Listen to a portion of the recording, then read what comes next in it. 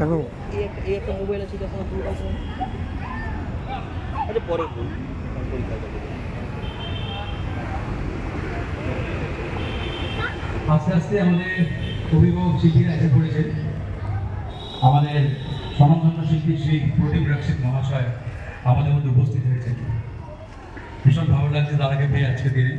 ভীষণ ব্যস্ত মানুষ, একদম সময় দিতে পারবেন নাই বলেছিলেন, কিন্তু যেহেতু আমি ছোটো ভাই হিসাবে ওনাকে আমন্ত্রণ করেছি, তো উনি ফেলতে পারবেন কী করে।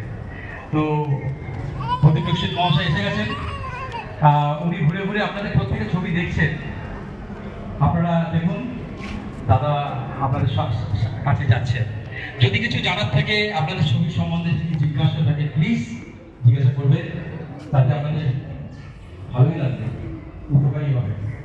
এটা অনেক বড় পাওয়া যে স্কারলেট ইন্ডিয়ার সঙ্গে স্বনামধন্য আর্টিস্টরা জড়িয়ে আছে। আমাদের একটা পরিবার। স্কারলেট ইন্ডিয়া শুধু শ্রমিক চন্দ্রের নয়, আমি আবারও বলছি স্কারলেট ইন্ডিয়া বলছে, কারণ এই স্কারলেট ইন্ডিয়াতে ভীষণ ভালো ভালো উচ্চ মানের শিল্পীরা জড়িয়ে আছে, খুব উচ্চ মানের মানুষরা জড়িয়ে আছে। এটা অনেক বড় প্রাপ্তি, অনেক বড় পাওয়া। তো প্রদীপদা আপনাদের কাছে যাচ্ছে, ঘুরে ঘুরে কাজ দেখছেন। আমি বন্ধুদের কাছে আবেদন করছি, তোমাদের এই সুযোগগুলো তোমরা সচরাচর কেউ উঠে না। তোমরা দাদাকে নিজে মনে করে তোমাদের কাজ দেখাও, তার সঙ্গে জিজ্ঞেস করো, তাতে তোমাদের অনেক বড় প্রাপ্তি হবে, তোমরা অনেক কিছু পাবে। ধন্যবাদ।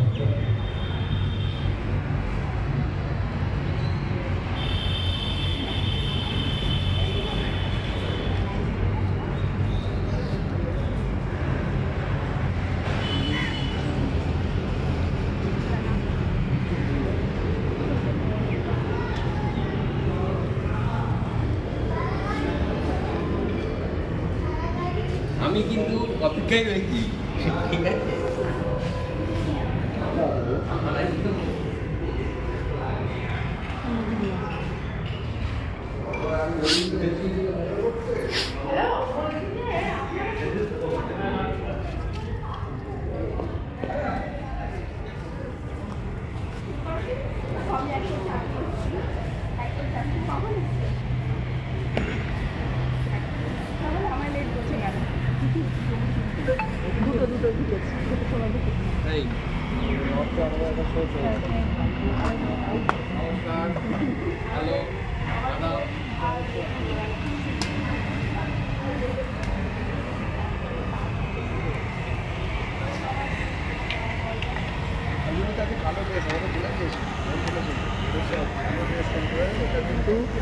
ওটা কিন্তু ম্যান্ডেটরি করে আসতে হয়। ঠিক আছে, প্রথম থেকে আমি এখন সকালে বেরোবো, তখন থেকে কালো ড্রেস করে নেবো।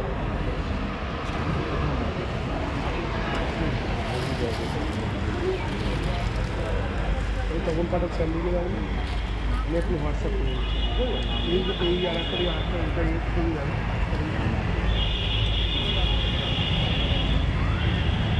নমস্কার, আমি একটি স্বরচিত কবিতা আবৃত্তি করছি।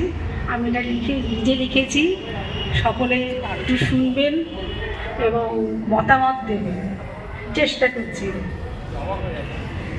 আজ আকাশে মেঘের শাড়ি চলছে দলে দলে, অপরূপ এক রং ছড়িয়ে মাদুর ছেতে ভরে।